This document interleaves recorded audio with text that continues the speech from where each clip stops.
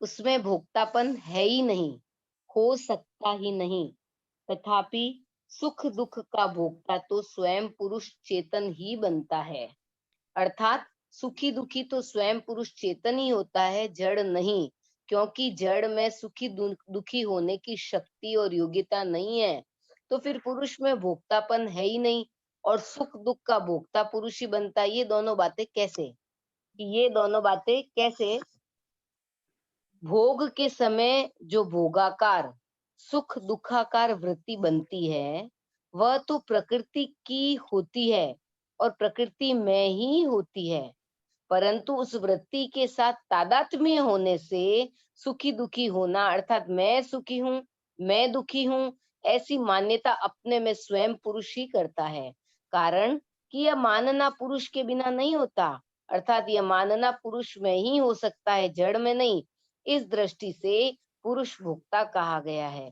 सुखी दुखी होना अपने में मानने पर भी, अर्थात सुख के समय सुखी और दुख के समय दुखी, ऐसी मान्यता अपने में करने पर भी पुरुष स्वयं अपने स्वरूप से निर्लिप्त और सुख दुख का प्रकाशक मात्र ही रहता है।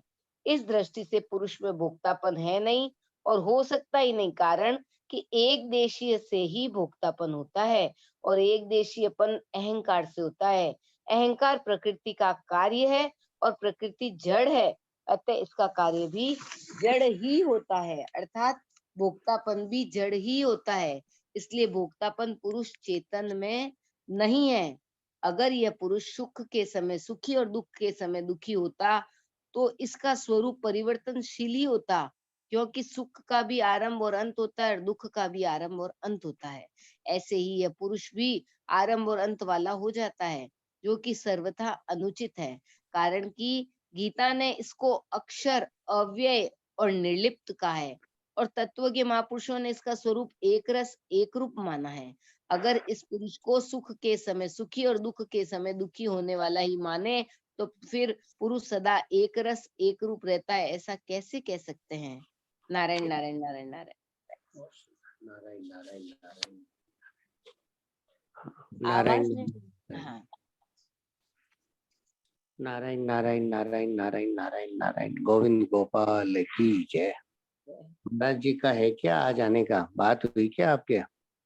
महाराज जी का स्वास्थ्य अभी ठीक नहीं हुआ है वैसे। भी ये सब मेरे कैलाश जी से बात हुई थी तो कह रहे थे स्वास्थ्य तो थोड़ा ठीक हो गया है, पर फिर भी थोड़ा तो मैंने आप कहा चलो मैसेज तो किया भाई साहब, लेकिन कोई रिप्लाई आया। कोई बात नहीं, कोई बात नहीं। महाराज जी को थोड़ा थकान आ गई उसके अंदर, वो लिखे ऊपर।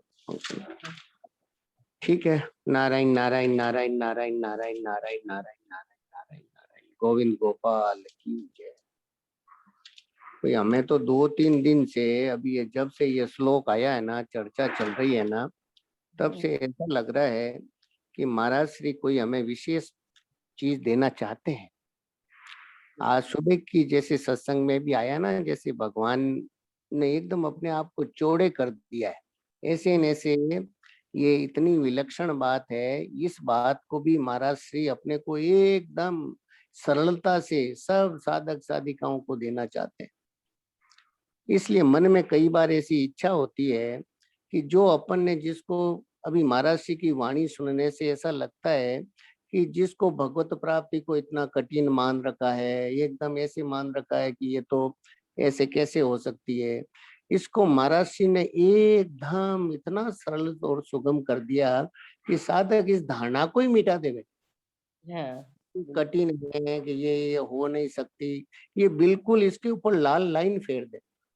बिल्कुल उसके अंदर कभी उसके मन में ये बात आनी ही नहीं चाहिए कि ये तो देखो बहुत कठिन है, कैसे हो जाएगी, हम तो अभी इस स्टेज पे हैं। ये बात बिल्कुल ये मन में ही नहीं आवे हम लोगों के। ये बात महाराज श्री ने इतनी क्लियर की है, केवल ये धारणा इसकी भयंकर बाधा है कि हमें हमें हमें कैसे हो सकती है। ये हमारी तरफ से एक आड़ है। महाराज श्री स्वयं चाहते हैं, ठाकुर जी स्वयं चाहते हैं, महापुरुषों का संकल्प है, भगवान का संकल्प है, हमें दुखों से रहित करने का उनका संकल्प है। केवल उनके संकल्प में हम आड़ नहीं लगा, पर वास्तव में देखा जाए तो एकदम महाराज जी ने इतनी विलक्षण खोज की है कि ये एकदम महाराज जी की बातों से सुनने से, साधक संजीवनी के भावों पे विचार करने से, मनन करने से ऐसा लगता है कि वास्तव में मुक्ति है जो स्वाभाविक है। ये अपन ने बंधन इसको मान रखा है। ये जो संसार को जो स्वाभाविक मान रखा है ना, देखो ये तो हमारा परिवार है, ये हमारा घर है, ये हमारा शरीर है, ये तो सारे अस्वाभाविक है। ये तो निरंतर एक क्षण भी स्थिर नहीं रहते। और भगवान के साथ जो हमारा संबंध है वो नित्य, एक रस, एक रूप, वो कभी मिटता ही नहीं, उसको कोई मिटा सकता ही नहीं। महाराज श्री ने एक जगह ये जो है ना, पायो परम विश्राम की पुस्तक में बहुत विलक्षण बात लिखी है, थोड़ा मैं पढ़ के सुनाता हूँ, सब ध्यान देवें इस बात को। परमात्मा की प्राप्ति को प्राय लोगों ने बहुत कठिन मान रखा है। सेठ जी ने भी यही कहा था कि मेरे को ये बात जंचती नहीं कि परमात्मा प्राप्ति कठिन है। इसमें क्या कठिन है? सीधी सरल बात है। आध्यात्मिक उन्नति जैसी कठिन मान रखी है वैसी नहीं है, क्योंकि वह अपनी है। स्त्री, पुरुष, बालक, वृद्ध, छोटा, बड़ा, सब परमात्मा की संतान है। ईश्वर अंश, जीव अविनाशी, चेतन, अमल, सहज सुख राशि। परमात्मा पर सबका अधिकार है। अपने माँ बाप पर सबका अधिकार होता है। जैसे माँ बाप का अपनी संतान पर स्नेह होता है, ऐसे ही भगवान का भी हमारे पर स्नेह है। अब देखो, यहाँ तक तो देखो महाराज जी ने कितनी विलक्षण बात कह दी है। भगवान के साथ अपनापन एकदम बता दिया है कि जैसे माँ बाप का अपनी संतान पर स्नेह होता है, ऐसे ही भगवान का भी हमारे पर स्नेह है। अब देखो आगे आगे क्या बाधा, अपन ने इसको बाधा का कैसे इसको बंधन बना रखा है, उसको महाराज जी आगे खुलासा कर रहे हैं कि दो ही विभाग है। अब ध्यान देना बात को कि अपने अपने तकलीफ कहाँ हो रही है। दो ही विभाग है, जड़ और चेतन। मार्मिक बात यह है कि जितनी भी क्रियाएं होती है सब जड़ विभाग में ही होती है। श्रवण करो, मनन करो, निध्यासन करो, ध्यान करो अथवा समाधि लगाओ, समाधि तक की सब क्रियाएं प्रकृति में ही होती है। पुरुष चेतन में कोई क्रिया होती ही नहीं। काम, क्रोध, लोभ, मोह आदि का त्याग करने में जो कठिनता मालूम देती है, उसके मूल में हमारी ये मान्यता है कि ये दोष हमारे में है। देखा आप, देखो इसमें इनका त्याग करने में आज हमारे को जो कठिनता मालूम देती है ना, उसके मूल में हमने ये मान रखा है कि ये दोष हमारे में है। ये मानना ही इसकी त्याग करने में कठिनता आ रही है। इस बात पर विचार करें कि ये दोष हैं तो जड़ विभाग में ही। चेतन में काम, क्रोध आदि कोई दोष है ही नहीं। ये देखो बहुत बहुत विलक्षण बात महाराज जी यहाँ पे कह रहे हैं। इस बात की तरफ अभी अपन सब ध्यान देवें। काम, क्रोध, लोभ आदि सब दोष जड़ विभाग में है। चेतन विभाग में किंचन मात्र भी दोष नहीं है, वे ज्यों का त्यों है। गीता में कहा है, शरीरस्थो भी कौन्तेय न करोति न लिप्यते। ये शरीर में रहता हुआ भी न करता है और न लिप्त होता है। स्वयं शरीर में स्थित हो तो भी इसमें कर्तापन भोक्तापन नहीं है। इससे ये सिद्ध हुआ कि परमात्मा का अंश वैसा का वैसा अविनाशी, चेतन, अमल और सहज सुख राशि है। जानो तो भी वैसा ही है, नहीं जानो तो भी वैसा ही है, मानो तो भी वैसा ही है, नहीं मानो तो भी वैसा ही है। अगर आप इसको मान लो तो भी ये तो वैसा ही है, नहीं मानो तो भी वैसा ही है। तो इससे सिद्ध क्या होता है कि नहीं मानने से अपन केवल बंधन में फंस जाते हैं, दुख पाते हैं। तो इसी बात को मान लो ना आज ही कि ये जितना काम, क्रोध, लोभ, मोह, मद, मत्सर, ये सारी सारी बीमारियां केवल जड़ विभाग में है, हमारे में नहीं है। हम तो आनंद स्वरूप हैं, हम भगवान के अंश हैं, हम अविनाशी हैं। ये जो कर्तृत्व और भोक्तृत्व है ना, इसको मानना और फिर इसको मिटाना, ये बहुत बड़ी बात है। इसको केवल स्वीकार ही नहीं करें, ये हमारे में है ही नहीं, इसको महत्व ही नहीं देवें। ये बात अगर कोई साधक को अच्छे ढंग से अभी हम लोगों के भगवान की तो कृपा से भाई साहब, इसमें परिश्रम किस बात का परिश्रम है क्या कोई? इसमें क्या परिश्रम है बताओ आप। इसमें कोई परिश्रम नहीं, तो फिर कहाँ जोर आ रहा है इसको मानने में? और करना कुछ भी नहीं है, सिर्फ मान्यता का ही खेल है, मानना ही है। नहीं, मान्यता और साफ स्पष्ट भी तो है ना, हाँ, और हमारे अनुभव की बात है। हमारे अनुभव की बात है।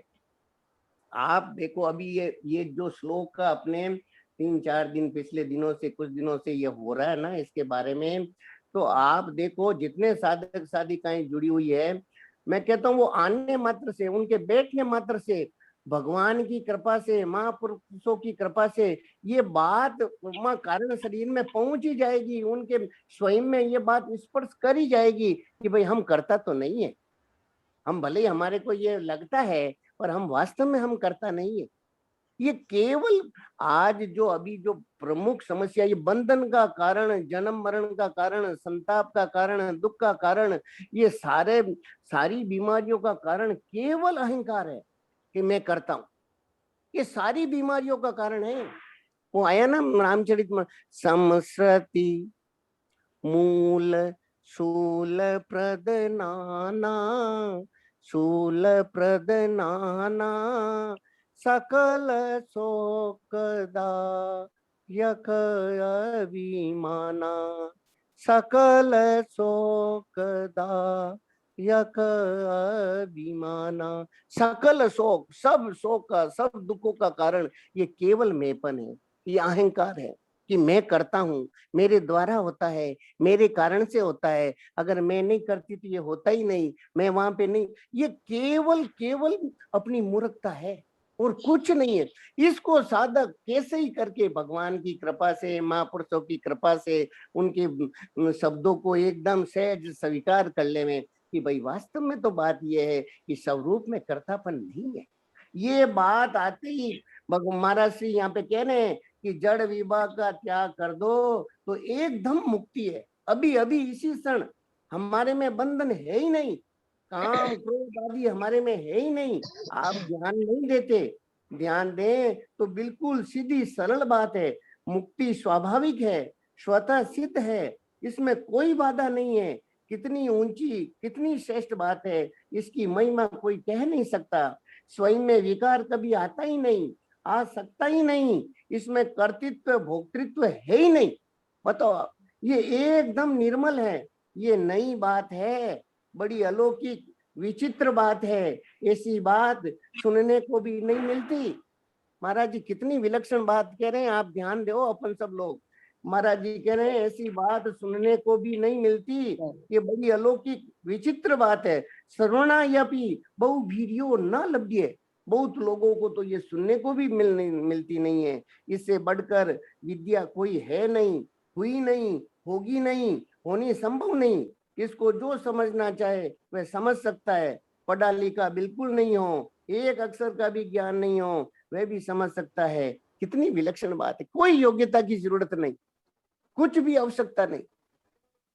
हमें तो ये बात, ये बार बार अब वो उनको मैं शब्दों के द्वारा बता नहीं पा रहा हूँ, पर मुझे ऐसा लगता है कि ऐसी महाराज जी ने कृपा कर दी हम लोगों पे कि अभी अब हम सबका जीवन एकदम सरसमय, रसमय, आनंदमय जैसा है वो एकदम प्रकट हो सकता है। एकदम ये थोड़ा सा एक हृदय से इस बात के ऊपर थोड़ा ध्यान दे दें कि वास्तव में बात क्या है। ये बंधन कहाँ हो रहा है? क्यों नहीं हमारे, हम साक्षात भगवान के अंश होते हुए भी, हम स्वयं सहज सुख राशि होते हुए भी, वो हमारे जीवन में से वो सहज सुख प्रकट क्यों नहीं हो रहा है? कारण क्या है इसके पीछे? केवल इस पे थोड़ी देर के लिए भी चिंतन करें तो साधक को समझ में आएगा। केवल मेपन, केवल अहंकार भाव, केवल अपना कर्तापन, और वो भी केवल फालतू की बात, जबकि है नहीं। कितना ही मान लो, कितना ही आप कोशिश कर लो कि भाई मैं करता हूँ कि मेरे द्वारा होता है, पर स्वयं में स्वरूप में कर्तापन बिल्कुल है ही नहीं, स्पष्ट रूप से है नहीं। आप बताओ आपकी क्या जची? आपको इन दिनों से अभी मेरे मन में ये आती है कि इस बात पे खूब खूब मनन चिंतन अपन चर्चा करें। कहाँ कहाँ कहाँ अपने को आज ही अपन सब लोगों का काम बन जाए। अभी अपन सब लोग उस आनंद में, उस मस्ती में, उस सुख में, उस एक रस में कितना ही संसार की प्रतिकूलताएं आ जाए, यम लब्ध्वा चा परम लाभम मन्यते नाधिकम ततः यस्मिन् स्थितो न दुखेन गुरुणापि न निबध्यते।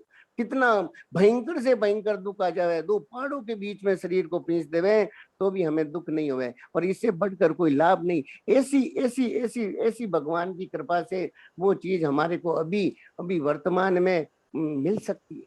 आप बताओ इसके अंदर आप आपकी क्या चीज है श्री चंदा जी, जो भी है इनमें कोई कोई बात बताओ कि इसमें क्या है, ये भाई कैसे। साहब है ना, ये मैं करता हूँ कि ये मेरे द्वारा कुछ होता है। इसमें पुस्तक महाराज जी की मैं नहीं मेरा नहीं, पुस्तक के अंदर महाराज जी ने ये लिखा कि हाँ हम सोचते हैं कि मैं करता हूँ, हाँ लेकिन हमसे पहले जब सेठ जी ने गीता प्रेस की ये स्थापना की और गीता प्रेस में काम उस समय चल रहा था। आज हाँ सेठ जी के जाने के बाद वो और काम बढ़ा है, उसमें और बढ़ोतरी हुई है। तो हाँ उनके जाने के बाद भी काम अभी तक रुका नहीं और बढ़िया से चल रहा है। तो हम हाँ कौन होते हैं करने वाले? हाँ कि मतलब बिल्कुल। थोड़ा-सा विचार करें कि हमारे सामने जो हमारे पूर्वज चले गए हैं, तो कौन-सा काम रुक गया है? कि हाँ विचार करने पर सामने ही हमारा अनुभव, खुद का अनुभव है, हम देख रहे हैं कि हमारे हाँ बिना सब काम हो रहा है। तो मैं करता हूँ, इस पे विशेष मतलब विचार करना चाहिए हम सबको। हाँ, विचार करना चाहिए और इसको एकदम आज से ही देखो भाई, जब सच्ची बात को देखो स्वीकार करना ही तो सत्संग है। और केवल बातें सुनना ठीक है, बातें सुन ली आकर के बैठ गए सब कुछ, ये भी भगवान की हम सब पर कृपा है, अत्यंत कृपा है। पर सुन करके थोड़ा सा उस पे मनन, अपनी नीयत तो रखें। देखो होगा भगवान की कृपा से, महापुरुषों की कृपा से, पर अपने मन में तो लाओ कि भाई बात तो ये सच्ची है, बात तो ये बढ़िया है। ठाकुर जी आप कृपा करके इसको मेरे जीवन में एकदम उतार दो, मेरे जीवन में ये बात आ जावे। अरे ये आ जाएगी, ये आने के लिए ही तो यहाँ पे प्रकट हुई है। देखो प्यास लगती है ना तो इसका मतलब पानी है, भूख लगती है तो इसका मतलब भोजन है, नहीं तो भूख ही क्यों लगती। आज इतने हजारों लाखों लोग बैठे हैं, उनमें से कितने जने 200 250 300 जने अपन यहाँ पे साधक संजीवनी में आ रहे हैं। तो भगवान हम लोगों के वो देना चाहते हैं ना हमको वो बात, तभी तो ये हमको सुनाई, नहीं तो हमको सुनाने की जरूरत ही कहाँ थी ठाकुर जी को। आज हमको हमारे हमारे को उधर ध्यान करवाया भगवान ने, तो भगवान चाहते हैं कि ये बात आप लोगों के जीवन में आ जाए, इसीलिए तो हमारा ध्यान करवाया है, इसीलिए तो ये सही। बार बार बार बार बार बार एक ही राम बात भैया, को।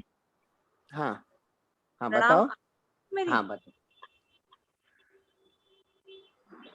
राम राम। हाँ हाँ राम राम राम राम बताओ सुंदर। मैंने एक बात पढ़ी, वो मुझे इतनी अच्छी लगी, इससे काफी क्लियर होगा कि बताओ। आज ये बात विशेषता से आई है कि क्रिया मात्र प्रकृति विभाग में ही है। हाँ सृष्टि स्वतः चल रही है, हाँ स्वतः क्रिया हो रही है, परंतु हाँ अहम के साथ मिलने से मैं करता हूं ऐसा मान लेता है। हाँ अहंकार मूढ़ात्मा करता हाँ हमिति मन्यते। संसार की क्रिया तो स्वतः हो रही है, उसमें कृतित्व की क्या जरूरत है। हाँ सभी क्रियाएं वायु से होती है, आकाश में कोई क्रिया नहीं होती, क्योंकि हाँ उसमें वायु नहीं है। वायु आकाश से उत्पन्न होता है। मुक्ति हाँ स्वतः सिद्ध है, बंधन तो हमारा किया हुआ है। हाँ कर्तृत्व है ही नहीं, तभी वह मिटता है। नहीं तो मिटे कैसे? अगर अपने हाँ में क्रिया होती तो वह कभी मिटती ही नहीं। हाँ क्रिया मात्र स्वतः हो रही है, परंतु जब मैं करता हूं ऐसा मान लेता है, तब उस पर विधि और निषेध लागू हो जाते हैं। हाँ तब हो जाता है उससे की बिल्कुल। प्रकृति के अनुसार स्वतः क्रिया कर रहे हैं, उन हाँ पर विधि निषेध लागू होते ही नहीं। मैं नहीं करता हो। हूँ ये मान्यता जितनी दृढ़ होगी उतनी अधिक आसुरी संपत्ति आएगी। हाँ यथार्थ हाँ ज्ञान बिल्कुल। करने पर साफ दिखता है कि गुणा गुणेषु वर्तन्ते। गुण ही हम्म गुणों हम्म, बिल्कुल। तो विधि निषेध देखो किस पे में लागू जैसा है होते हैं। हाँ देने का काम ही ज्ञान है। क्रिया और पदार्थ अपने में नहीं है, इतना जान लो तो ज्ञान हो गया। ज्ञान हो गया। और ये हमारे को अनुभव है। ये बात नहीं है कि अपन कोई नई बात यहाँ पे जानना चाह रहे हैं कि नई बात करना चाह रहे हैं, ये बात नहीं है। ये हम सबका अनुभव है। केवल इसको आदर दे दे में, केवल इसको महत्व दे दे में, केवल इसको हृदय में एकदम जचा ले में कि भाई बात तो ऐसी है। आज सूर्य भगवान के प्रकाश में देखो कभी कहीं कुछ हो जाता है, कभी कहीं कुछ हो जाता है, तो क्या सूर्य को कोई उसका लाभ या हानि मिलती है से क्या? करें, सिर्फ महाराज जी की बात को हाँ में हाँ मिला देंगे ना भाई साहब, तो काम बन सकता है। काम बन सकता है। बिल्कुल। केवल केवल इस बात को मान लेवे अपन कि वास्तव में इनको ज्यों ही पकड़ा, कर्तापन को मैं करता हूँ, पकड़ते ही ये विधि और निषेध, ये संसार शास्त्र की सारी क्रियाएं उस पर लागू हो जाएगी, फिर वो बंधन में आ जाएगा। नहीं हाँ। तो हत्वापि से ईमान लोका न हंति न निबध्यते। बताओ आप, हत्वापि से ईमान लोका यस्य नाहम कृतो भावो बुद्धि यस्य न लिप्यते। बुद्धि नाम कृतो भावो, अगर उसमें कर्तृत्वपना नहीं होवे और बुद्धि लिपाईमान नहीं हुए, मतलब भोक्तृत्वपना नहीं होवे, तो हत्वापि से ईमान लोका। अर्जुन को भगवान कह रहे हैं सारे संसार को मार देवे तो भी उसको पाप नहीं लगेगा, न वो बंधन में फंसेगा। कितनी विलक्षण, कितनी ऊंची, कितनी श्रेष्ठ बात बता दी भगवान ने, बताओ आप। जो है ना भाई साहब, इसमें जो साधक जैसे जैसे इस मार्ग में आगे बढ़ता है, उसके कंफ्यूजन होता है, चीज महाराज आवाज जी ने क्लियर करी आवाज आवाज और फिर आवाज थोड़ी उसका साफ सोल्यूशन। करो। चंद्रा दी नारायण आवाज नारायण, सही आ नहीं रही है राम, आपकी। आवाज थोड़ी साफ। और नहीं आ रही? नहीं, कट रही है आवाज आपकी। अब आ रही है? हाँ हाँ। अब, जैसे हाँ आज जो पैराग्राफ अभी पढ़ा गया ना, उसमें हाँ। महाराज जी ने जैसे जैसे साधक इस मार्ग पे चलता है ना, उसका कंफ्यूजन बताया कि वो सोचता हम्म, है कि जड़ में भी तो ये लागू नहीं होता और चेतन में भी लागू नहीं होता, तो फिर है किस में ये हाँ भोक्ता कौन बनता है? हाँ। हम्म। देखो ये बताया है, बहुत अच्छी हाँ, बात बताई फिर है। महाराज जी इसमें ने फिर देखो, इसका सॉल्यूशन किया। हाँ बताओ। पुरुष स्वयं स्वरूप से निर्लिप्त है, उसमें भोक्तापन है ही नहीं, हो सकता ही नहीं। तथापि हाँ सुख दुख का भोक्ता तो स्वयं चेतन ही बनता है, अर्थात सुखी हाँ दुखी तो स्वयं पुरुष ही होता है, जड़ नहीं। हाँ क्योंकि जड़ में हाँ सुखी दुखी होने की शक्ति और योग्यता नहीं है, तो फिर पुरुष हाँ में भोक्तापन है नहीं, और सुख दुख का हाँ भोक्ता पुरुष ही बनता है। ये दोनों बातें कैसे? अब ये हाँ। जैसे इस मार्ग पे चलता आदमी, तो ये क्वेश्चन आता है उसके मन में कि निश्चित जब रूप से इसमें भी आएगा। ये कहते हैं कि और जड़ भी भोगता नहीं है, तो फिर ये बात कैसे है? हाँ बिल्कुल आएगा। भाई भाई हाँ जब जड़ जड़ है, जड़ के अंदर तो कोई सुख दुख का कोई अनुभव, पत्थर क्या सुख दुख का अनुभव करेगा बताओ? पत्थर है, पत्थर, जड़ हाँ किसको कहते हैं? जड़ के अंदर मतलब कोई चिन्मयता चेतनता है ही नहीं, वो तो पत्थर है, पत्थर की तरह है। तो पत्थर में क्या सुख और क्या दुख है? तो जड़ तो जड़ में होगा नहीं। तो फिर पुरुष में आप कह रहे हो कि स्वरूप में भोक्तापन है नहीं, तो फिर ये सुखी दुखी कौन होता है? है नहीं। कितनी विलक्षण बात, कितनी अच्छी जी बात है। ये बिल्कुल। होनी चाहिए साधक के अंदर, ये बात आनी चाहिए कि भाई जड़ता, जड़ जड़ तो हो नहीं सकता और पुरुष में भोक्तापन है नहीं, तो फिर ये सुखी दुखी कौन हो रहा है? हाँ बात बिल्कुल एकदम सच्ची है कि ये दोनों बातें कैसे हो रही है? पुरुष में भोक्तापन नहीं होते हुए भी वो सुखी दुखी हो रहा है, तो ये कारण क्या है? तो महाराज जी यहाँ पे बड़ी विचित्र उत्तर दे रहे हैं। आप बताओ, आपको क्या समझ में आया? उत्तर बताओ आप, थोड़ा सा आप बताओ। मैं इसको पढ़ती हूँ भाई साहब, आप क्लियर कीजिए इस बात को, मैं क्लियर नहीं कर पा रही हूँ इस चीज को, हाँ आप क्लियर कीजिए।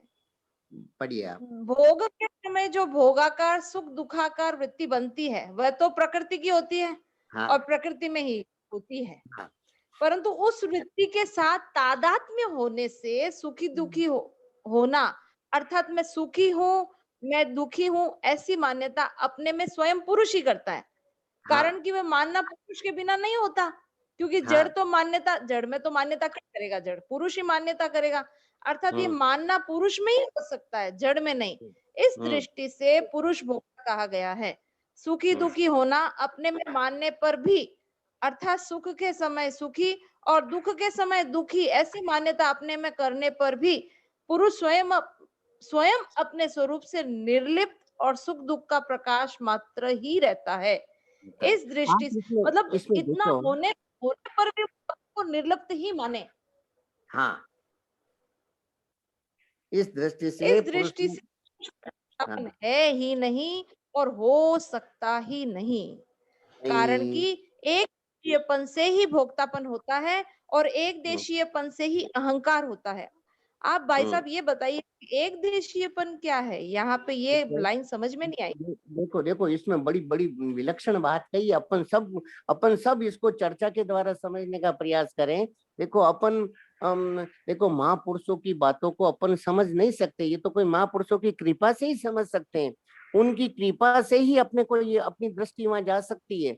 नहीं तो अपन अपन उन बात को महाराज जी का क्या उद्देश्य, क्या लक्ष्य है, पर फिर भी महाराज जी ने इतनी ऊंची श्रेष्ठ बात को बहुत ही कहना चाहिए कि साधारण व्यक्ति के भी समझ में आ जावे, इस ढंग से इस साधक संजीवनी में प्रकट किया है। इसमें बात क्या हुई कि जैसे मैंने एक जगह महाराज जी की वाणी में ही पढ़ा होगा, कहीं पे मैंने ऐसे पढ़ा है कि जैसे एक व्यक्ति यहाँ भारत में रह रहा है और उसका बेटा कहीं बाहर आउट ऑफ इंडिया रह रहा है और उसकी मृत्यु हो गई और वो वहां पे मर गया है, और यहाँ वहां तो उसका शरीर चला गया है, लेकिन यहाँ पे माँ बाप को मालूम नहीं पड़ा। अब मालूम नहीं पड़ा, तब तक माँ बाप वैसे ही प्रसाद पा रहे हैं, वैसे ही बातचीत कर रहे हैं, सब कुछ वैसे, जबकि वो वहां पे लड़का मर चुका है, पर उनकी सूचना यहाँ पे अभी तक नहीं मिली है। तो सूचना नहीं मिली, तब तक माता पिता का व्यवहार जैसे हमेशा रहता है वैसा ही घर में उनका व्यवहार रहता है।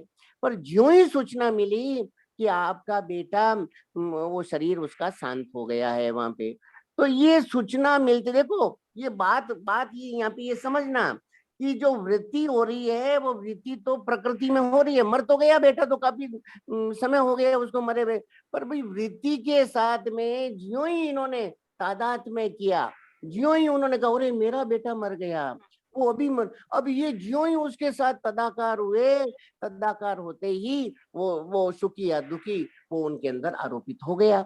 जबकि वो घटना तो हो चुकी थी, पहले ही हो चुकी थी, कुछ समय पहले ही हो गई थी, पर उनके कुछ फर्क नहीं पड़ा। लेकिन जब ज्यों जी ही उन्होंने उस वृत्ति के साथ में एकाकार किया, उस वृत्ति को माना और मेरा बेटा मर गया, और ये बात ज्यों ही उनके साथ में सम्मिलित हुई, वो सम्मिलित होते ही वो बस वो उनका दुख का कोई पार ही नहीं है। तो यहाँ महाराज जी ये कहना चाह रहे हैं कि वृत्ति के साथ जो तदाकार होने की, देखो ये बात बड़ी आप देखो यहाँ पे जो आपने लिखा ना कि ये भोगाकार सुख और दुखाकार वृत्ति बनती है, वह तो प्रकृति की होती है, प्रकृति जी में बन गई वृत्ति, मर गए वो प्रकृति में हो गया। लेकिन ज्यों ही उस वृत्ति के साथ तादाद में करते हैं तो वो सुखी दुखी होना, मैं सुखी हूँ मैं दुखी हूँ, ऐसी मान्यता अपने स्वयं में पुरुष ही करता है। अब ये पुरुष यहाँ पे उसके साथ वृत्ति के साथ मान्यता करते ही वो सुखी दुखी होने लगे। अब आगे महाराज जी क्या कह रहे हैं कि ये मानना पुरुष के बिना नहीं होगा। अगर वो जी उसको स्वीकार नहीं करेगा, वो उसके साथ नहीं जुड़ेगा, तो वो सुखी दुखी नहीं हो सकता। ये पुरुष केवल जड़ता, केवल प्रकृति में क्रिया हो रही है तब तक कुछ नहीं होगा। ऐसे तो कई जगह कितने ही लोग मर रहे हैं, कितने ही हो रहे हैं, क्या फर्क पड़ता है, वो क्रिया हो रही है वहां पे प्रकृति में। लेकिन वो ज्यों ही पुरुष उसके साथ जुड़ा, वो पुरुष जब तक उसके साथ नहीं जुड़ेगा तब तक वो होगा नहीं, तो जड़ में। तो ये महाराज जी ने कहा कि जड़ में सुख दुख नहीं है, मर गया पर वहां पे सुख दुख नहीं है, वो तो मर गया और जी गया, कहीं कहीं पे जी रहे हैं, कहीं पे मर रहे हैं, वो जड़ में हो रहा है, सारा प्रकृति में हो रहा है, पर वो सुख दुख का कारण नहीं, मन जड़ में नहीं हो रहा है। लेकिन ज्यों ही उस वृत्ति के साथ अपन ने तादाद में किया, और वो पुरुष ही तादाद में करता है, तो इस दृष्टि से पुरुष भोक्ता कहा गया। देखो यहाँ पे महाराज जी दोनों बात बताएंगे, तो इस दृष्टि से तो पुरुष को भोक्ता कहा गया क्योंकि वो उसके साथ में तादाद में कर लिया। अब क्या कह रहे हैं भगवान कि सुखी दुखी होना अपने में मानने पर भी, अर्थात सुख के समय सुखी और दुख के समय दुखी, ऐसी मान्यता अपने में करने पर भी पुरुष स्वयं अपने स्वरूप से निर्लिप्त और सुख दुख का प्रकाश मात्र ही रहता है। लेकिन यहाँ पे कितनी विलक्षण बात बताई है महाराज जी ने, बहुत ऊंची बात बताई है, ध्यान देवें कि ये वो मान लिया, वो सुखी और दुखी वृत्ति के साथ अपने को मिला करके सुखी दुखी हो गया, लेकिन ये होते हुए भी वो स्वरूप से निर्लिप्त है। क्यों निर्लिप्त है कि क्योंकि अब वो सुखी दुखी, जैसे पुरुष तो एक रस रहता है, उसमें परिवर्तन होता नहीं, तो अगर वो दुखी हो गया तो फिर वो निरंतर दुखी रहना चाहिए, पर वो निरंतर दुखी नहीं रहता, वो वापस थोड़े समय के बाद में उसकी वापस वही नेचुरल पोजीशन में आ जाता है। वो घटनाएं सारी समय के साथ साथ वो सब उसमें वो सब मिट जाती है। तो वो कारण क्या हुआ कि वो स्वरूप हर समय उसकी दौड़ स्वरूप की तरह रहती है। वृत्ति कितना ही हो जाओ पर फिर वो हर समय स्वरूप की तरफ जाने की कोशिश, क्योंकि स्वरूप एक रस है, एक जैसा है। वो बार बार भले इधर उधर प्रकृति से अटैचमेंट करे, बोले सुखी दुखी होता रहे, लेकिन फिर वापस आकर के जैसे वो होता है ना, इधर उधर दौड़ते हैं ना, बीच में वो वापस सेंटर में आता है ना, कहीं इधर जाता है फिर वापस सेंटर में आ जाता है। ऐसे न ऐसे जो पुरुष है वो स्वरूप से निर्लिप्त है।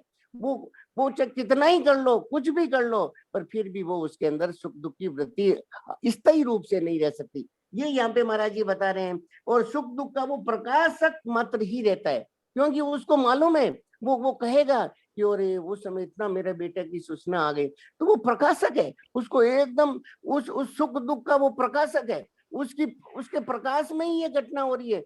अगर यहाँ पे ये दृष्टि दिलाने के लिए महाराज जी यहाँ पे बता रहे हैं कि अगर साधक देखो, दुख दुख भी आता है, सुख भी आता है, लेकिन साधक को अगर इस बात पे दृष्टि रहेगी तो कितनी भयंकर से भयंकर प्रतिकूल परिस्थिति आ जाओ उसके पास में, वो उसको विचलित नहीं कर पाएगी। वो बाहर से भले ही थोड़ा दुखी हो जावे, सुखी हो जावे, पर अंदर से उसके मन में रहेगा कि ये सारा एक प्रकाश के अंदर हो रहा है, ये घटनाएं अभी आ रही है जा रही है, इनके साथ मेरा संबंध नहीं है। ये बात उसको सत्संग के द्वारा भगवान की कृपा से जीव जीव बताओ। मतलब ये जीव की संज्ञा जो दी गई है, तो ये जो मान्यता है, उसको जीव संज्ञा दी गई है क्या? ये आवाज आवाज वापस कट रही है आपकी। जीव जो संज्ञा दी गई है ना, जो मान्यता, पुरुष में तो कोई कर्तृत्व है नहीं और जड़ में भी कोई सुख दुख भोग नहीं सकता, तो ये हाँ, भोगतापन फिर क्या जीव जो संज्ञा दी गई है उसको दी गई है क्या? जो जिसने जिसने देखो ऐसे मान लिया है ना, ये महाराज जी ने कई जगह बताया, चाहे उसको जी जीव कह दो, चाहे चीजड़ ग्रंथि कह दो, चाहे कुछ भी कह दो, पर वो उसने जिसने ये माना है, जिसने ये मान्यता की है, वो इस सुख दुख का भोगता होगा, न तो पुरुष होगा न जड़ होगा। जो पुरुष ने अहम के साथ में, देखो एक ये बड़ी गहरी बात है, सब ध्यान देकर के सुने कि जो अहम है, जो मैपना है, वो वास्तव में है नहीं, वो जड़ है। लेकिन ये जो स्वयं जब उस मैपने के साथ में मिल जाता है कि अरे ये मेरा है, मैं शरीर हूँ, ये मेरे रिश्तेदार हैं, ये मेरा अपना मकान है, वो जो मैपना जो एक काल्पनिक है, एक मान्यता है, वास्तविक में है नहीं, उस मैपना अहंकार के साथ जब स्वरूप जुड़ जाता है तो उसकी वृत्ति सारी उस अहम के साथ साथ जुड़ जाती है। अहम के जो संबंधी होते हैं उनके साथ में उसकी वृत्ति आ जाती है, और वो उनका भोग। तो जन्म मरण का कारण और कौन बनता है? ये अहम के कारण ही तो, कारणम गुण संगोष्य सद सद्योनि जन्म, ये जो अहम से जो चिपकाट होती है, वही तो जाकर के फिर वो सूक्ष्म शरीर के जो भाव बनते हैं, उसी के कारण से उसका उस ढंग से उसका जन्म मरण हो जाता है। और क्या जी कारण है बताओ? अगर वो अहम से ये मान्यता मान ले कि ये जो अहंकार है, ये जो बताया ना, भूमि रापो नलो वायु खम मनो बुद्धि रेवच अहंकार इतियम में प्रकृति रष्ट 8 प्रकार की जो अपरा प्रकृति बताई गई है कि ये जो अहंकार सबसे सूक्ष्म है, बुद्धि से भी आगे जो अहंकार सूक्ष्म है, इसको उसने पकड़ लिया। अब उसको पकड़ लिया, अब इसको छुड़ाने के लिए तो महाराज श्री की सत्संग है ये, कि भाई जी जी वास्तव में तो ये जैसे भूमि है, जैसे पृथ्वी है, वैसे न वैसे अहंकार है। पृथ्वी की क्या है? पृथ्वी एक जड़ है, एक भूमि रापो,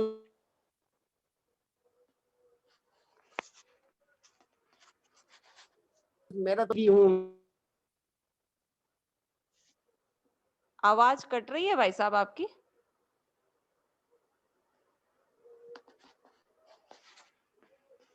जिसके कारण ही हम बंध रहे हैं।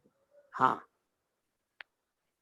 ये मतलब जो अपरा प्रकृति का जो अहम है ना चंदा जी, जो अहंकार है ना, मैंपना है ना, जो हाँ उसके साथ इस जी पुरुष ने जो स्वयं, देखो मैं 2 प्रकार के हैं। देखो मैं को समझो, एक तो मैं हूँ, एक तो हाँ देखो एक अपना होनापन, एक अपनी सत्ता होती है। तो अपनी जी जो सत्ता है ना, वो नित्य निरंतर रहती है, वो तो स्वयं बिल्कुल है। मैं जी अपना अपना होनापन, आप देखो कभी कभी भी किसी व्यक्ति को अपना अभाव महसूस नहीं होगा।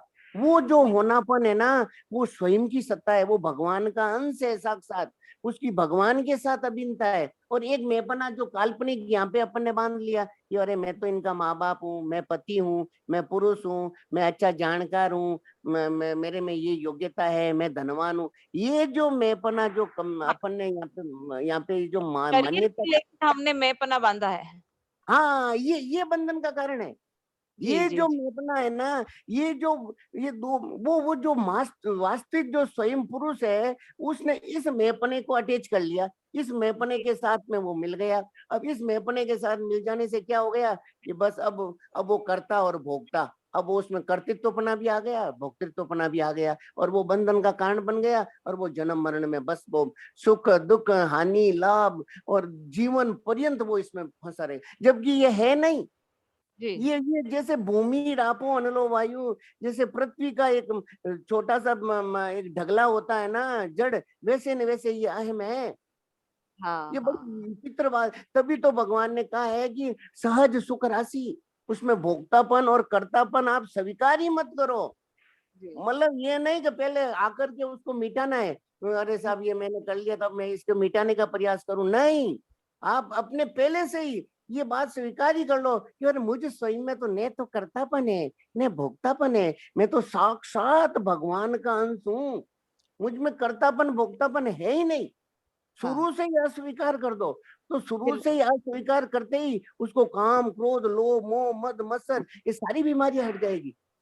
जी ये बड़ी बड़ी विलक्षण बात है, बड़ी सूक्ष्म बात है। इसको इसको स्वीकार ही नहीं करना है, अब हमारे अंदर स्वीकार ही मत करो।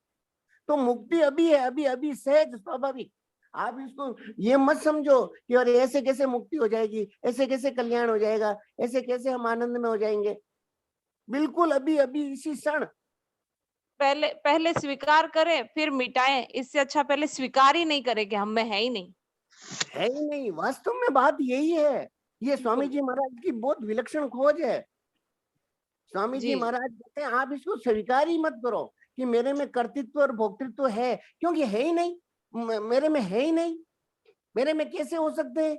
मैं तो साक्षात चेतन अमल, ये जो पांच बातें बताई है ना, ईश्वर अंश, जीव अविनाशी, अविनाशीपना, ईश्वर अंश और अमल और सहज सुख राशि, ये जो पांच बातें बताई है इनमें कहीं पे जड़ नहीं है। आप देखो जड़ है तो बताओ, ईश्वर अंश में कहीं जड़ है क्या, अविनाशी में कहीं जड़ है क्या, नहीं है।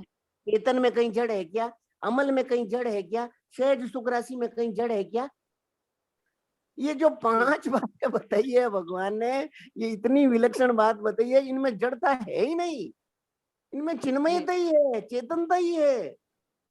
इसलिए भगवान कह रहे हैं कि आप इसको स्वीकार ही मत करो।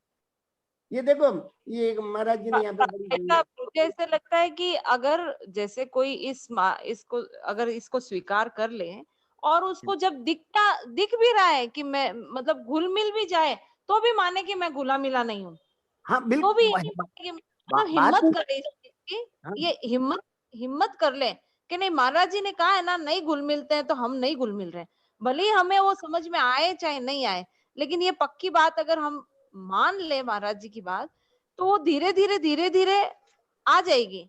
अब अरे महाराज जी ने शंकर एक जी, जगह मैं लिखा भी है। आपको देखो, आप फिर धीरे धीरे का नाम मत लो। मैं आपसे देखो हाँ प्रार्थना गलती। करता हूँ, आप तो ले ही मत, आप बिल्कुल मत लो। ये धीरे धीरे की बात है ही नहीं। हाँ ये आपको धीरे की सच्ची बात नहीं है। देखो, सही। बोले ये बड़ी बात हो जाएगी इस मुंह से, पर मैं आपको सच्ची बात कह रहा हूँ, आज ही अभी साधक इस बात को स्वीकार कर ले, अभी इसी क्षण, बिल्कुल उसमें बिल्कुल आप इसमें आड़ नहीं लगावे, अभी जी अभी इसी क्षण स्वीकार कर ले कि मुझ में कर्तृत्व भोक्तृत्व है ही नहीं। बिल्कुल बिल्कुल। केवल इस बात को स्वीकार कर लो और कुछ नहीं करना आपने। हाँ अब ये आगे सच्ची क्या बात होगा कैसे होगा वो ठाकुर जी जाने, ठाकुर जी का काम जाने। देखो एक है। बात बताऊं मैं आपको, बहुत विलक्षण बात, सच्ची घटना बताऊं, मेरे को वहाँ किशोर भाई साहब ने वृंदावन में बताई कि यहाँ जोधपुर में कोई एक मास्टर रहते थे, बड़े अच्छे अच्छे, वो मैं उस दिन कह रहा था ना सच्ची घटना, वही बता रहा हूँ। ये कोई मास्टर साहब थे, बहुत अच्छे संस्कृत के बड़े अच्छे अध्यापक थे यहाँ पे। तो उनकी अपने पिताजी पे बहुत बड़ी श्रद्धा थी, वो अपने पिताजी को गुरु तुल्य मानते थे और वो जो कहते हैं उनका कहना मानते थे। तो कुछ समय बाद में वो जोधपुर से अपने गांव चले गए और उन्होंने रिटायरमेंट ले लिया और अपने पिताजी की सेवा में लग गए। वो पिताजी की खूब सेवा करते। एक बार उन्होंने ये देखा कि वो उनके पिताजी ये कोई विचित्र काम कर रहे हैं, तो कि क्या कर रहे हैं, तो उन्होंने देखा कि अपने घर के आगे उन्होंने एक खड्डा बनाया और खड्डे के अंदर एक तिरपाल बिछाया और तिरपाल बिछा के उसमें पानी भरा, पानी भर करके उसमें कोई छोटी सी नाव बनाई और नाव में अपने जो इष्ट ठाकुर जी थे उनको बैठा दिया और उन ठाकुर जी को वो इधर से उधर ले जा रहे हैं और उधर से उधर ला रहे हैं। वो ठाकुर जी को वहां जैसे नाव में बैठा करके जैसे नदी पार करते हैं ऐसे कर रहे हैं। तो वो बेटे ने ऐसे ही आ गए कि पिताजी मेरे मन में थोड़ी सी ये आशंका हो रही है कि आप ये क्या कर रहे हो, ये सुबह से मैं देख रहा हूँ आप इस नाव को यहाँ से पकड़ते हो डोरी से और वहां तक ले जाते हो, फिर लाते हो, फिर ले जाते हो, तो ये क्या कर रहे हो आप।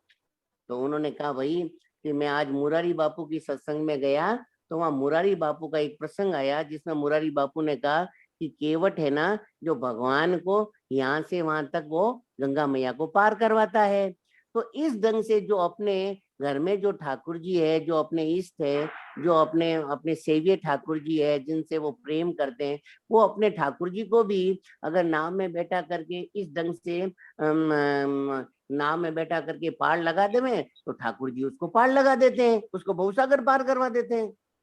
तो उस मार साहब ने कहा अपने पिताजी को कि पिताजी ये क्या आप, ये कोई ऐसे कोई होता है कि आप यहाँ कर रहे हो हनुमान ठाकुर जी भवसागर पार। कि देख भैया ये जिम्मेदारी मेरी नहीं है, ये मेरे को नहीं सोचना है, ये मुरारी बापू जाने और ठाकुर जी जाने।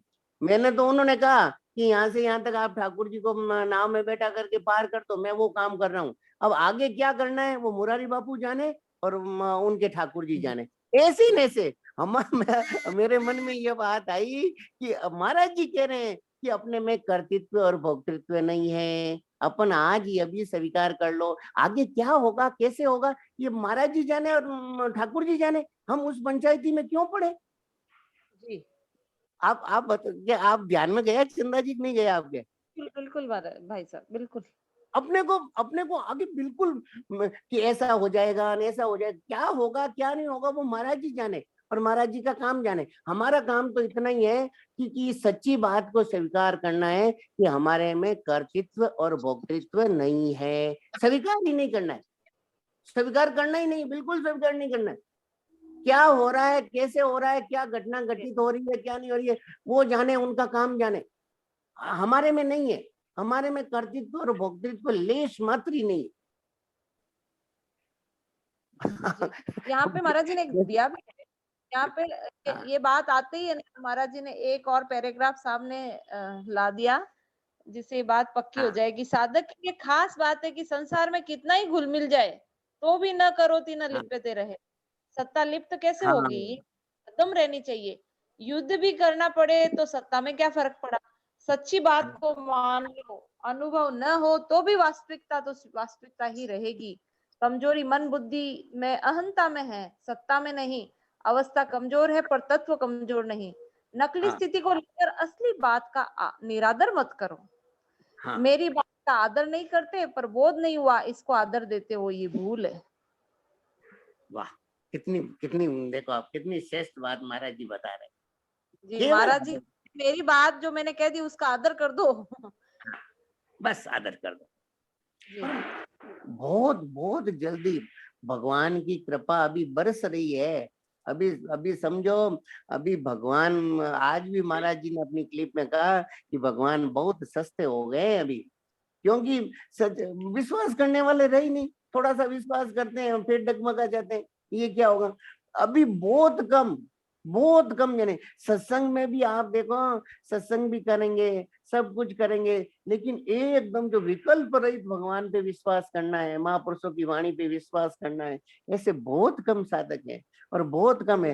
और थोड़ा बहुत भी अगर भगवान महाराज जी चाहते हैं कि अगर वो हिम्मत भी कर ले, आपने अभी कहा ना केवल हिम्मत कर ले वो इस बात के लिए कि भाई बात तो ऐसी है, फिर बिल्कुल उसमें निश्चिंत हो जावे, निर्भय हो जावे, एकदम उसमें कभी उस स्वप्न में भी कभी नहीं सोचे कि क्या मेरा होता है कि कल्याण नहीं होगा। चलता है ना तब उसको अपने में विकार व सब दिखते रहते हैं तो वो घबरा जाता है कि मैं कैसे मानूं, कि मेरे में ये नहीं है, मेरे में नहीं, लेकिन हिम्मत कर लें कि महाराज जी ने कहा ना नहीं है तो नहीं है, भले ही आए नहीं, बात नहीं, समझ में, नहीं, नहीं है तो बस नहीं बस आए। बस इतनी सी बात कर ले। उन विकारों आज को तो भाई लेकर साहब, आज की सत्संग में तो महाराज जी ने इतना कह दिया कि कल्याण में संदेह ही मत करो कि मेरा नहीं होगा, कि हाँ, संदेह भी मत करो इतना। बिल्कुल बिल्कुल, केस जितना भी संदेह मत करो। ये संदेह ही तो आड़ लगाना है, ये संदेह ही तो आड़ लगाना है। नहीं, नहीं तो अभी जब इस पथ पर वर्तमान के चलते हैं समय ना, में आ जाता है कि मेरे में तो गुस्सा, क्षोभ दिख रहा है, ये दिख रहा है, ये दिख रहा है, मैं कैसे मानूं कि मेरे में नहीं है। लेकिन महाराज जी ने कह दिया ना कि मेरे में नहीं है, तो अब विकल्प रहित विश्वास कर लो कि महाराज जी ने कह दिया ना नहीं है। अब मुझे समझ में आए चाहे आए, नहीं आए चाहे नहीं आए, लेकिन महाराज जी ने कह दिया नहीं है तो नहीं है, बस। वो देखो, एक बात है, बड़ी विलक्षण बात है कि अगर अपन उनकी मन में अपनी नीयत तो है कि हमारे अंदर ये नहीं रहना चाहिए। देखो नीयत तो हमारी साफ है। देखो अच्छा साधक होगा जो भगवान को प्राप्त करना चाहेगा, जो कल्याण करना चाहेगा अपना, उसकी नीयत में कभी भी कोई शास्त्र विरुद्ध काम करने की इच्छा नहीं होगी, कोई मर्यादा के विपरीत काम करने की इच्छा नहीं होगी। अब फिर भी अनायास अपने संस्कार से, स्वभाववश कभी कोई ऐसा विकार आ भी गया, तो उस विकार को लेकर के वो अपने आप को ज्यादा इतना इतना चिंतित नहीं करें, उस विकार को इतना महत्व नहीं देवे। विकार को महत्व नहीं दे करके वो महाराज जी की वाणी को महत्व देवे, महाराज जी की बात को महत्व देवे। तो वो बात को महत्व देने से क्या होगा, उस विकार की, विकार तो सत्ता रहित है, उसकी तो सत्ता है नहीं वास्तव में, सत्ता तो अपने स्वरूप की है, सत्ता तो अपने ठाकुर जी की है। तो वो विकार को सत्ता नहीं देने मात्र से वो जो सत्ता रहित है उसका अनुभव हो जाएगा, वो विकार वहां से भाग जाएगा। आप देखना थोड़े दिनों में, देखो हम ये बात सभा में कहना ठीक नहीं है, पर मुझे ऐसा लगता है कि जब मैंने ये बात सुनी और इस बात को ध्यान दिया, पहले मैं बहुत घबरा जाता था, कोई काम आ जाता, क्रोध आ जाता तो लगता अरे अब क्या हो गया, बड़ा चिंतित, बड़ा दुखी और बड़ा ऐसे मन खराब रहता। फिर जब ठाकुर जी से ये बात सुनी तो तब इस बात के ऊपर थोड़ा सा इतना, हम पूरा फिर महाराज जी की वाणी का इतना आदर नहीं कर पाए, पर थोड़ा सा भी आदर किया तो मुझे ऐसा लगा कि वास्तव में ये बात ऐसी है कि जो विकारों का प्रभाव पहले जिस ढंग से आता था उस ढंग से अब नहीं आता है। एकदम अपनी वो सोच समझ करके बात होती है। फिर वो ये बात प्रत्यक्ष अनुभव सिद्ध बात है, इसलिए इनको इन हमारी नियत नहीं है, नियत हमारी साफ है। हम नहीं चाहते, हम तो हम एकदम हमारा भगवान में प्रेम हो जाए, भगवान के साथ जो हमारा नित्य संबंध है वो प्रकट हो जाए। हम इन विकारों से बिल्कुल हम चाहते ही नहीं हमारा, हम तो हमारा निर्मल सहज सुंदर अच्छा स्वभाव चाहते हैं।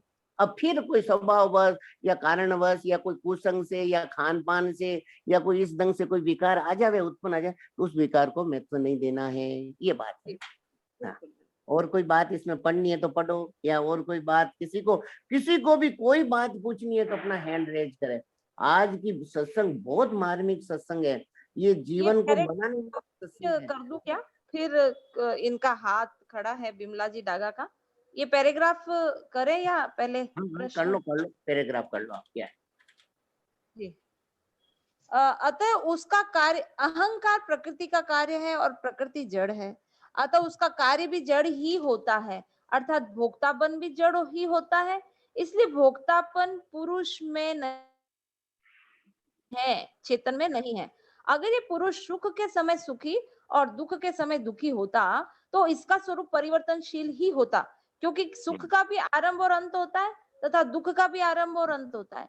ऐसे ये पुरुष आरंभ और अंत वाला हो जाता, जो कि सर्वथा अनुचित है।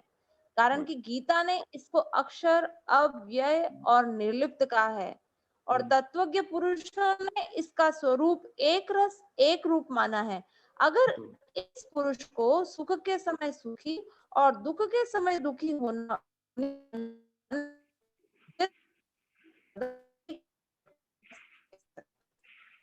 नारायण नारायण।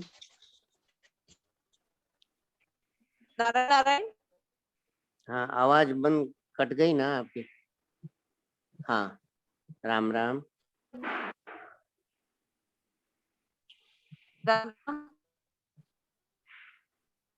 तो देखो इसको, अगर मेरी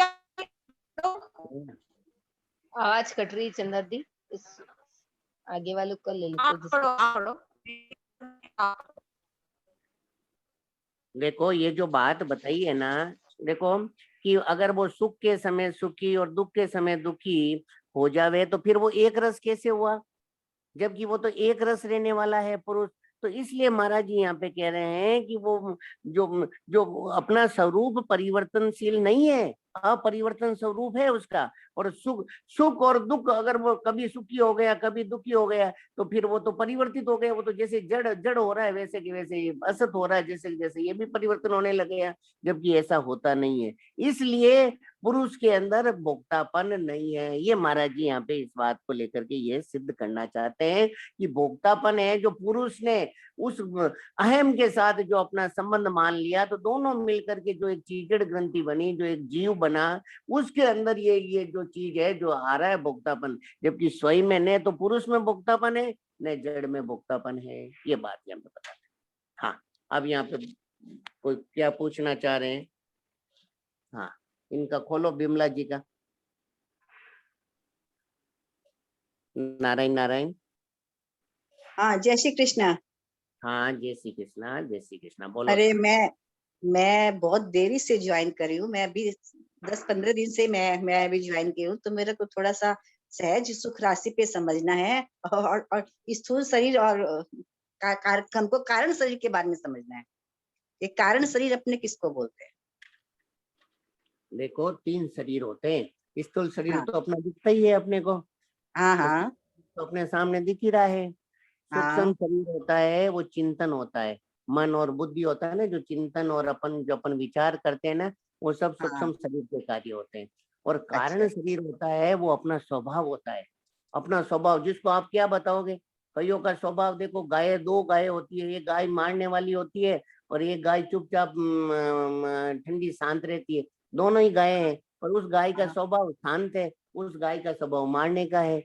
तो ये जो अच्छा। अंदर आप देखना, यहाँ पे भी जितने पुरुष हैं, माताएं, बहनें हैं, हम्म, जितने मनुष्य हैं, उनका स्वभाव अलग अलग होता है। वो कारण शरीर का होता है अपना स्वभाव। तो ये जो स्वभाव जो जहाँ से शुरू से आया ना, वो कारण शरीर का होता है। ये 3 होता है। और सहज सुख राशि क्या है कि इन तीनों से भी अलग हमारा जो स्वरूप है वो इन तीनों के साथ नहीं है। ईश्वर अंश जीव अविनाशी, जीव अविनाशी, चेतन अमल सहज सुख राशि, चेतन अमल सहज सुख राशि। हम ये आज आज जो जो ये प्रकरण आया है ना बहन, ये हाँ इसीलिए हाँ आया है कि हम इन चीजों से ऊपर उठ करके, ज्यों ही हमने देखा कि हमारे अंदर कर्तापन का भाव बिल्कुल नहीं, ना कर्तृत्व है ना भोक्तृत्व है, ये इसको अस्वीकार करते ही अपना जो सहज भगवान के साथ अपना जो नित्य संबंध है उसका हमें अनुभव हो जाएगा। जो नित्य संबंध भगवान के साथ जो हमारी अभिन्नता है उसका हमें हम्म, एकदम प्रत्यक्ष एकदम अनुभव में आ जाएगा। वो सहज सुख राशि है। वहां कोई कोई सुख के लिए दूसरे व्यक्ति की आवश्यकता नहीं, दूसरी परिस्थिति की आवश्यकता हम्म, नहीं, दूसरी हम्म, कोई अवस्था की आवश्यकता नहीं, कोई घटना की आवश्यकता नहीं, कोई वस्तु की हम्म, आवश्यकता नहीं। वो तो एकदम हर समय सहज सुख राशि, क्योंकि वो आनंद में से ही प्रकट हुआ, वो आनंद का अंश है। इस तरफ ध्यान दिलाने के लिए ही ये सारी सत्संग है। ये हमारा स्वरूप सहज सुख राशि है। आप निरंतर सत्संग में बने रहिए। ठाकुर जी की कृपा से साधक संजीवनी का निरंतर चिंतन मनन कीजिए। भगवान की कृपा से बहुत जल्दी, अभी तो ऐसा लग रहा है कि भगवान देना चाहते हैं हम सबको देना चाहते हैं। केवल हम उनके सन्मुख हो जाएं, हमारी इच्छा हो जाए, हमारी चाहना हो जाए, हमारे अंदर एक मन में ऐसी व्याकुलता हो जाए कि वो चीज क्या है, वो वास्तव में क्या है ठाकुर जी, वो हमें भी प्रदान करो। हम भी तो आप ही तो हाँ देते हैं, आपके तो अंश है, तो भगवान अपने आप कृपा करके देते हैं। ये बात हाँ। ठीक। अच्छा लगा, बहुत अच्छा लगा। जय श्री कृष्णा। जय श्री कृष्णा, जय श्री। हाँ भाई, हाँ, नारायण नारायण नारायण। देखो और किसी को कोई भी बात इस आज के प्रकरण के हिसाब से कोई बात करनी है तो अपन आपस में चर्चा करें। पर हमारी एक प्रार्थना है कि आप देखो ये साधक संजीवनी जो मिली है ना हमारे को भगवान की कृपा से, इसमें जोड़ो सबको। इसमें केवल हमारे परम पूजनीय सेठ जी फरमाते हैं कि अपना काम केवल इतना ही है कि सत्संग में ला करके बैठा दो। ये देखो ये कोई भगवान की कृपा से ये ऐसा संजोग बना है अभी अपन लोगों का। तो साधक संजीवनी में ज्यादा से ज्यादा जनों को जोड़ो। 2 4 5 फोन, 2 4 5 मैसेज जरूर व्यक्तिगत रूप से अपन लोग करो। देखो इसमें हम अगर थोड़ा सा भी निमित्त बन जाएंगे ना, हमारे सेठ जी कहते थे बड़े बड़े ग्रंथ के बड़ी बड़ी योग्यता रखने वाले को जो पुण्य मिलता है, वही महाराज जी के सेठ जी कह रहे थे, जो जो स्लेट साफ करता है, जो केवल उस बोर्ड को साफ कर रहा है, उसको भी वही फल मिलेगा जो जो जो ये बड़ी बड़ी इसका पुस्तकों का लिख रहे हैं, इसका अध्ययन कर रहे हैं। ऐसे न ऐसे अगर अपन इसमें थोड़ा सा निमित्त बन जाएंगे, इस प्रचार प्रसार में साधक संजीवनी को घर घर में पहुंचाने का, इनके भावों का, जो गीता जी के भावों का प्रचार करता है, जो गीता जी के बारे में बताता है, उसको भगवान और महापुरुष दोनों बड़ा प्रेम करते हैं, आशीर्वाद देते हैं। हमने तो यहाँ तक देखा है साधक संजीवनी का एक महाराज जी के इसमें आया था, ये जो सत्संग के अमृत कण है, ये एक बहन के बेटे का ब्याह था। बेटे का ब्याह था तो उसके घर में कोई उसके रिश्तेदार ने कोई चोरी कर ली। तो उस बहन को मालूम पड़ गया कि ये रिश्तेदार कोई चोरी करके गया है। तो उसका चिंतन बार बार होने लग गया, मन खराब हो गया कि ये शादी थी घर में और इन्होंने चोरी कर ली, घर में कुछ सामान ले लिया। अब उसका बार बार मन खराब होने लग गया और उसके प्रति खराब भाव होने लग गया। अब मन में शांति नहीं, अशांति हो गई। तो उन्होंने साधक संजीवनी को पाठ किया। साधक संजीवनी लेके बैठी और साधक संजीवनी को ज्यों ही स्पर्श किया, साधक संजीवनी को खोल करके ज्यों ही जो कुछ भाव आए उनको पढ़ा, तो उसके मन में तुरंत ये भाव विचार आ गया कि देखो चोरी तो उसने की है, खराब काम तो उसने किया है, मैं मेरा मन खराब क्यों करूं। भगवान उसको सद्बुद्धि देंगे, भगवान ही उस पर कृपा करेंगे, मेरे को उसके प्रति बुरा भाव नहीं रखना है। ऐसा भाव रखते ही वो कह रही है कि मैंने उसको अपने घर बुलाया, उसको प्रसाद खिलाया और फिर सारा काम एकदम बढ़िया हो गया। चीज भी ठाकुर जी की कृपा से आ गई होगी, पर ये सारा काम भगवान की कृपा से बढ़िया हो गया। तो साधक संजीवनी ऐसा अलौकिक ग्रंथ है, कितना भी तनाव व्यवहारिक और लौकिक और पारलौकिक दोनों जगत में आनंद देने वाला साधक संजीवनी का ग्रंथ है। हमारी तो बार बार प्रार्थना है कि इसमें 2 4 5 10 15 जनों को जोड़ो। ये जोड़ने मात्र से एक व्यक्ति को भी अगर किसी ने इस मार्ग में लगा दिया तो हजारों आदमियों को भोजन कराने से भी ज्यादा पुण्य होगा उसको। ऐसी बात है भाई। नारायण नारायण नारायण। सुनाओ भाई, कीर्तन सुनाओ, समय हो गया। अच्छा ये कुछ अग्रवाल जी कुछ क्या कहना चाह रहे हैं? वंदना जी, हाँ वंदना जी का खोलो। राम राम भैया। हाँ राम राम राम राम, बताओ सर। भैया ये ऐसे ही इसके रिलेटिव नहीं है, दूसरा क्वेश्चन है, पूछ लो। हाँ बताओ। ये हिंदू धर्म और सनातन धर्म दोनों एक है या कुछ अलग है, इसका कुछ बताओ आप। अब देख बहन, मेरे को इतना अध्ययन नहीं है, पर मैं ये मानता हूँ कि सनातन धर्म है ना, यही अपना है वास्तव में। सनातन धर्म ही आगे जाके ठाकुर जी को नहीं जाने के, हम तो हिंदू धर्म और सनातन धर्म को एक ही मानते हैं बहन। हम मेरी दृष्टि में तो यही है। फिर जब महाराज जी आएंगे, चित्तरंजन जी महाराज जब भी आए तब हाँ आप जी, जरूर, उनसे थोड़ा सा। हाँ उनसे आप बात। राम राम भैया। राम राम राम। हाँ कीर्तन करो भाई। नारायण नारायण। आनंद है आनंद है आनंद में रहो, कल क्या हुआ कल क्या होगा इसकी चिंता न करो। आनंद है आनंद है आनंद में रहो, कल क्या हुआ कल क्या होगा इसकी चिंता न करो। कल शुक्रवार है और हाँ केशवराम जी बाबू जी के आने का भाव है, तो कृपया सभी ज्यादा से ज्यादा संख्या में एक दूसरे को सूचित करें और इस चर्चा में जरूर शामिल हो। महापुरुषों की विशेष चर्चा होती है शुक्रवार के दिन, तो उसमें कोई भी वंचित ना रहे, ऐसा प्रयास हम सभी का रहना चाहिए। देखो भाई, ऐसे नारायण महापुरुष अभी बहुत कम रहे हैं जो सेठ जी के संपर्क में, स्वामी जी महाराज के संपर्क में, और धीरे धीरे वो भी लीला में प्रवेश हो रहे हैं। इसलिए सबसे प्रार्थना है कि ऐसे महापुरुषों का अगर अपन दर्शन करते हैं, उनकी वाणी सुनते हैं, उनके द्वारा कोई व्याख्या सुनते हैं, उनके द्वारा कोई बातें सुनते हैं, तो ये कहना चाहिए कि हमारा अहोभाग्य है। इसलिए जरूर सब जने पधारें और भी सबको सूचना करें।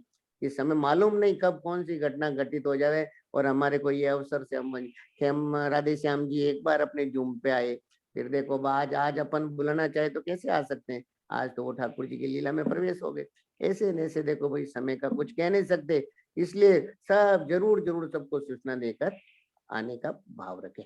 नारायण नारायण। सियावर रामचंद्र जी की जय, मोर मुकुट बंसी वाले की जय, श्री गंगा मैया की जय, गौ माता की जय, गीता माता की जय, अनंत कोटि सब संत महात्माओं की जय, आज के प्रेम कृपा आनंद की जय। नारायण नारायण नारायण नारायण नारायण।